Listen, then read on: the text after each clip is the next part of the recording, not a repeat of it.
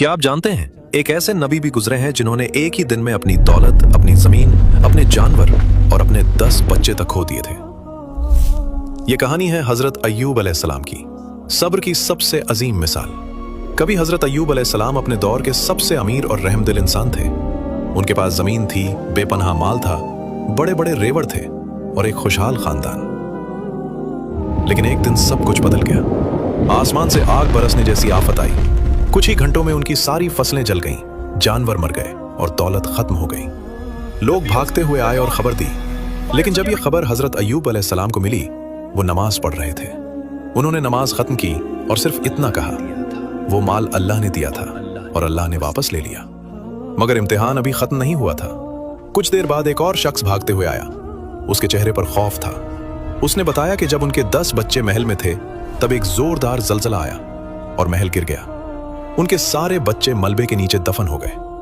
सोचिए, एक बाप के लिए इससे बड़ा सदमा क्या हो सकता है। लेकिन फिर भी उन्होंने कहा, वो अल्लाह की अमानत थे और अल्लाह ने उन्हें वापस ले लिया। फिर एक और इम्तिहान शुरू हुआ।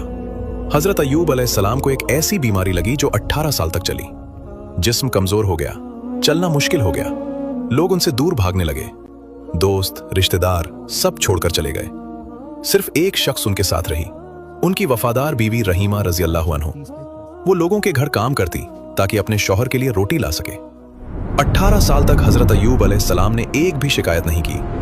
आखिर एक दिन जब उनकी जबान से जिक्र करना मुश्किल होने लगा, तब उन्होंने अल्लाह से दुआ की। कुरान में जिक्र है, रब्बी अन्नी मस्सानी अद्दुर्रु व अंता अरहमुर राहिमीन।